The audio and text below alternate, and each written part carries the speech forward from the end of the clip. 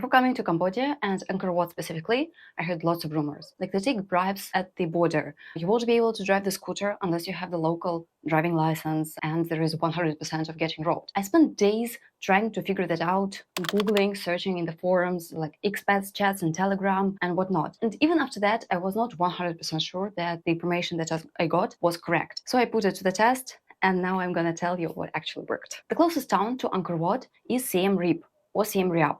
There is the difference in pronunciation. It's so close that people actually stay in Siem Reap and then make daily trips to the temples of Angkor Wat. It's about 20 minutes to the nearest temple from this town. But first, you need to get to Cambodia. One of the ways that I found out was by river. So it seemed like you can get from Phnom Penh, the capital of Cambodia, to Siem Reap by boat along the Mekong River. It seemed like a really great adventure. Eventually, I found out that it's not an option anymore. The river has dried up. To enter Cambodia, most tourists need visa. There are two types of visas. You can get an e-visa beforehand. It will cost you $35, or you can get a visa at the border. It will cost you $30. However, what I heard in the forums and real people told me the same thing is that the land border is pretty corrupt. Board guards often look for an excuse to get a bribe from you, and they will find this excuse, trust me. It's usually $5, but come on, principles are priceless. So we decided to fly into Cambodia and then leave by bus. Flying is probably the easiest option, so you can either fly to Phnom Penh and then get to Siem Reap by bus, that's what we did, or you can fly directly to Siem Reap. The border control at Phnom Penh airport was pretty quick and straightforward. You go from one window to another, you hand your passport, give the official visa fee of $30, and you just get your visa. There are lots of signs saying no tips, and that means that you must not pay anything extra. There is also an ATM at the airport where you can withdraw the US dollars, because that's the currency that you will need to get the visa. Let's talk about the travel essentials, and the first one is the SIM card. You can buy an eSIM in advance, even before you arrive in the country. Super easy and convenient. I myself started doing that just last year, and it completely changed the way how I travel. If you want more information about the travel hacks that I recently gained, just tell me in the comments and subscribe to get the answer in the next video. So I bought an eSIM for this trip, but I ran out of prepaid data pretty quickly, and it turned out that it's much cheaper to buy the SIM card at the offline store there. Later you can top it up if needed. A top up was about $5 for 5 gigabytes, but when you buy a new SIM card, it's a bit more expensive, like the price for the SIM card itself. It's around probably $7 for the SIM card and 5 gigabytes of data plan. I don't remember the exact prices, but something around that. Let's talk about money. Usually in developing countries, at least in my experience, when you change currency at the currency exchange office, you get the worst rate, and the worst of the worst is the airport. Then you have banks where you also can exchange currency, and you get an okay currency rate, like the official currency rate. But the most favorable currency rate you get from locals, taxi drivers, market vendors. So I asked the guy at the store where we bought the SIM card if he could exchange money with us. He looked genuinely shocked. I was surprised, but didn't think much of that. Later we found out that in Cambodia, both reals, like the local currency, and US dollars are accepted everywhere. The exchange rate is fixed. It's 4,000 reals for $1. And you can pay with both currencies, and both currencies work at the same time. For example, if something costs 6,000 reals and you pay with a $5 bill, you will get $3 and 2,000 reals in change. It's pretty weird, but really convenient. You don't need to carry lots of local cash, and this rate is everywhere. Unfortunately, we learned that only when we were in Siem Reap.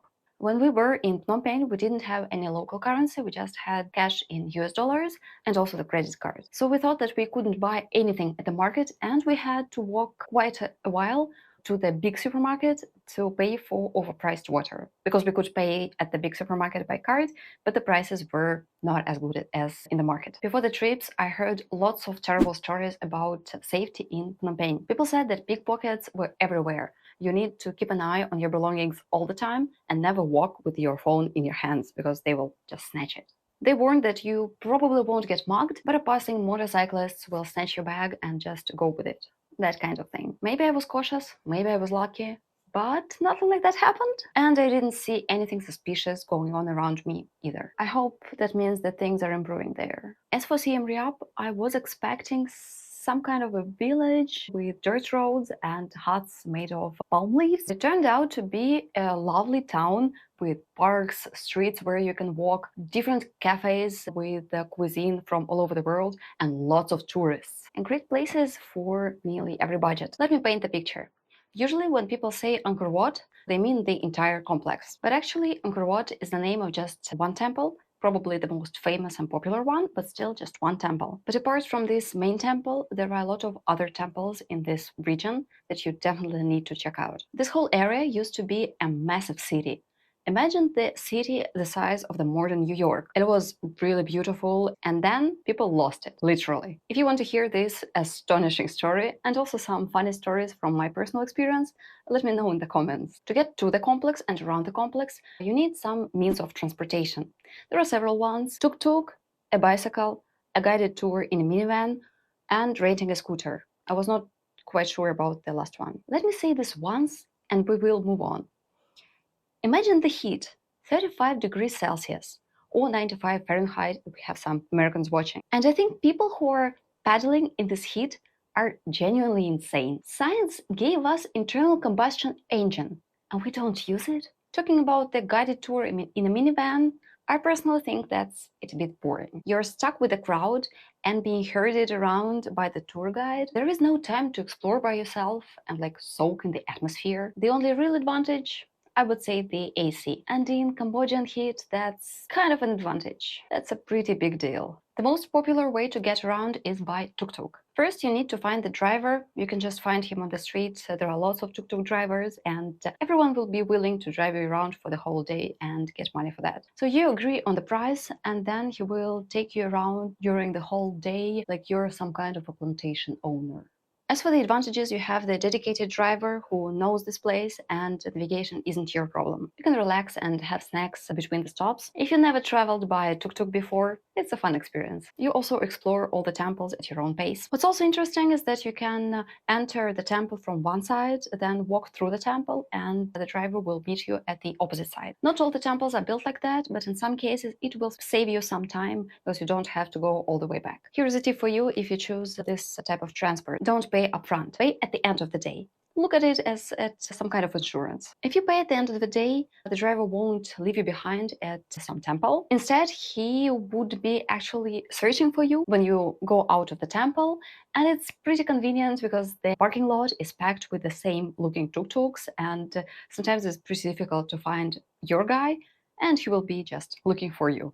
But I think the disadvantages are also there. First, you need to know how to bargain. Otherwise, they will charge you 3 times more than it is supposed to be. On the first day, we used tuk-tuk and we paid around 12-15 US dollars per day. Actually, we started pretty late, around noon, and it is late for Angkor Wat exploring. I consider it a personal defeat because I think it should have cost $10. Or maybe even less. Also, don't expect the driver to be your guide and tell you their stories about the temples, the history of them.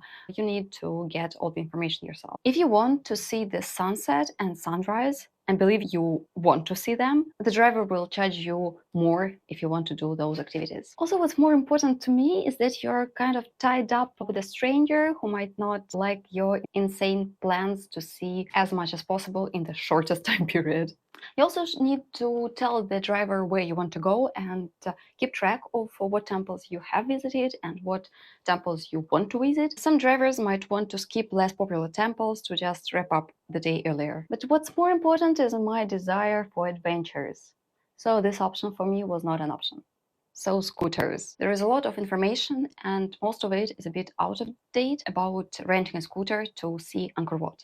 Here is what I learned from my experience. The first myth is that you can't drive a scooter in Cambodia without the driving license issued in Cambodia. They say that even the international driving permit, like the paper book that you get, won't also work. When we were at the rental office and the manager asked us if we have any type of driving license, it was complicated. I had A category, that is for bikes, but also an international driving license, this book. My brother had only B category and also international driving license, but the manager was not particularly interested. He saw that we had some kind of driving license and it was enough for him. As I found out later, you can drive a scooter there without driving license, or at least with any driving license, but as long as the scooter is not very powerful. The second myth is that the police will stop you at every corner trying to get the bribe from you. We spent 4 days driving scooter in Cambodia, and we met only touristic police, and they were quite friendly. No one stopped us.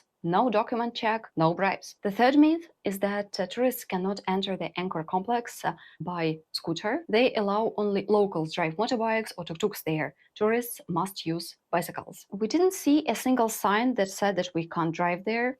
No guards stopped us and told us that we can't do that. And what's also important, that we weren't the only ones. There were other tourists riding scooters. And I can say that it's absolutely possible. The fourth myth is that your bike will be stolen if left unattended. Scooter theft, especially from tourists, is indeed pretty common. You know how to prevent it? Use a paid parking. It costs around $1. I'd say that's a fair price for the peace of mind, don't you think? Maybe the fifth myth is that all the time using paid parking lots will make you broke. Again, it's just $1.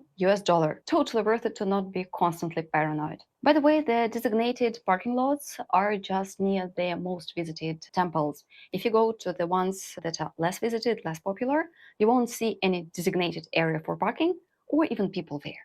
So we just parked right by the temple to always keep an eye on our scooter. Once we got a bit lost and ended up on something that looked more like a walking path rather than a road, and right at the doorstep of the temple. It felt like we did something illegal because it was obviously not a road we were supposed to drive on. Then we noticed a group of police officers heading in our direction and looking at us. We just stood there smiling like, what else can you do in this situation?